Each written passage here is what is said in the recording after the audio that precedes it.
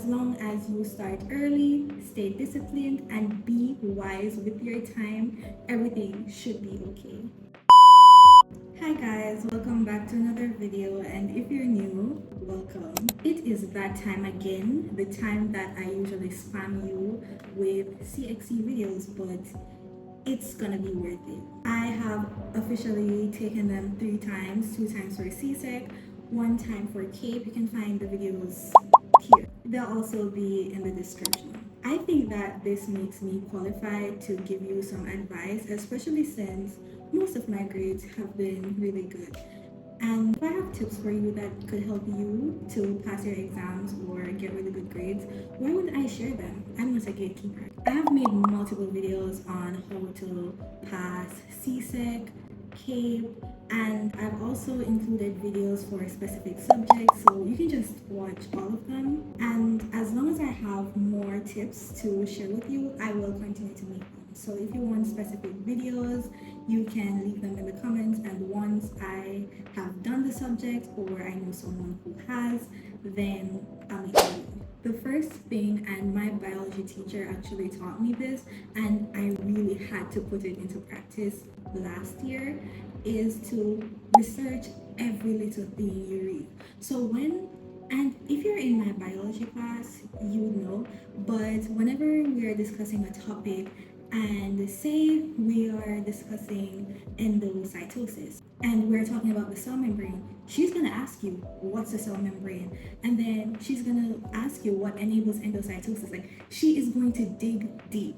So whatever word you may come across while you are studying, whatever unfamiliar term you might come across, you need to look that up and actually go down the rabbit hole, because it will help you so much. It will help you to formulate your responses better and get those marks for expression, and it will also just widen your knowledge about the subject. Don't just study and read what you have in front of you. If you see a word that stands out or something that you don't know what it is, you need to research that. It might not seem like something that will help you pass and do well, but just trust me, it will. The second tip is to practice improvising and do not leave anything blank. I have said this in multiple videos, reason being, I have to stress this, you cannot leave anything blank. Don't do it.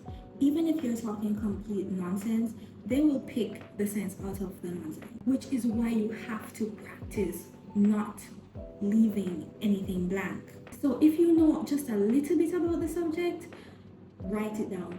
Even if you have no idea, but say it's talking about kidney filtration, right? You have no idea how the process of kidney filtration works, but you hear filtration. Say something, write something about filtration, use your imagination. Oh, that rhymed. But all I'm saying is that even if you don't know exactly how the word is defined, you don't know exactly what to write, how the process is, use context clues, use what you already know, and just write that.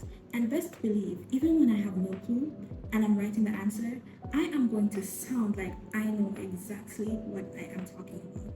And that's actually how I do well on most of my tests. So don't rely on that. You need to know your content, but I have picked up a few extra marks just because I refused to leave anything blank. You may not get full marks, but you get something, and that matters. The next tip is to try teaching the content back to yourself or to someone else. Listen, many people don't want to try this because they're scared of messing up. They're scared that they won't remember. So we don't test ourselves, and then when the test tests us, we feel it.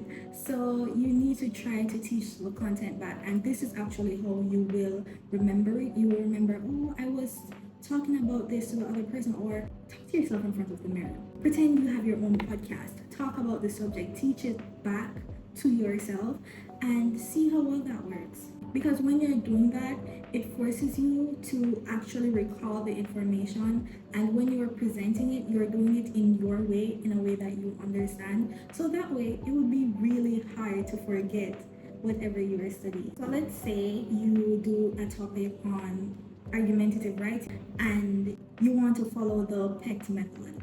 You need to face yourself and just say the PECT method is this, that.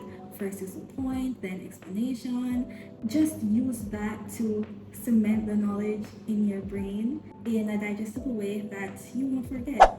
The next step is to know that exam taking is a skill.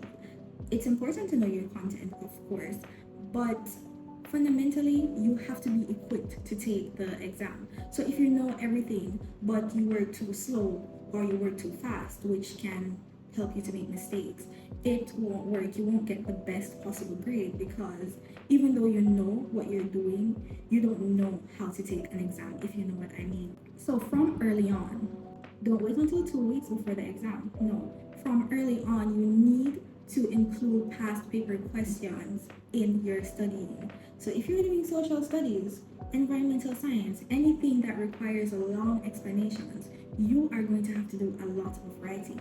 So instead of giving yourself those easy definition questions, what is a family, what is socialization, you need to actually practice writing the essays, writing the long questions. Because at the end of the day, that is what will improve your efficiency on exam day. The next step is to watch videos to make studying more digestible. Now, this is something you will hear me saying in my other videos, of course, but let's talk about me for a minute.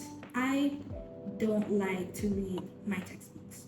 Like sometimes I'll be reading and I'll be genuinely fascinated. I'm like, but generally, especially after I get home from a long school day and my eyes are tired, I don't want to read my textbooks.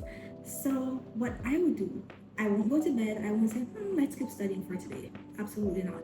I will put on a video and I will just watch it and take notes. But be careful with this, because sometimes you'll zone out while you're watching the video, or you won't really absorb the content. So after the video, I want you to try to do a little summary. Teach yourself. You see, everything's overlapping. You need to teach yourself the content that you just learned in the video. Watching videos can make your study sessions way more digestible, especially on days where you can't be bothered to study conventionally. So instead of wasting your time, instead of saying, no, I won't study today, watch that video and watch how you will still be prepared on exam day, even though you spent less time reading your textbooks than your classmates. The next step, it's more of a warning, I think, but many people don't know this. Everything is in your syllabus. Everything that Csec, CAPE, whatever, wants you to know is in the syllabus. So in the syllabus, they have paper examples, they have the specific definitions they want you to know, the specific examples they want you to know, the abbreviations if you're doing social studies, they have everything. So you need to go online, look up the most recent version of the syllabus and read through. It's really lengthy. I'd suggest you skip like the rationale. That's actually important because it teaches you what they want you to know. But for a minute, you can skip down to the actual objectives and just read them through. That way you can actually focus on what they want you to focus on. And then everything else, you can just fill in the gaps later. The final tip is actually to read ahead so you can finish the syllabus. To be honest with you, unless you are moving really quick, everyone inside the classroom will have different strengths, and for that reason, you might stay longer on a particular topic or something like that. So it's highly unlikely that you will get to finish the syllabus by the time you are sitting these exams. So it's really important that you read ahead. So say you're on this particular topic, you don't have to wait for your teacher to finish it. You can start reading ahead, and this day and age where we actually have access to AI study tools, this is really easy. You don't have to wait for your teacher. You can go seek those answers for yourself and get clarification on anything you don't understand, as long as you're being careful and checking your sources. But it is important that you read ahead so you can cover those topics ahead of time. And it's also a plus because when you finally reach those topics in school, you'll have a better understanding and those classes will be like revision for you. Those are all the tips I have in this video. Some were repeated and some were new and I have never mentioned them before, but they're still all equally important.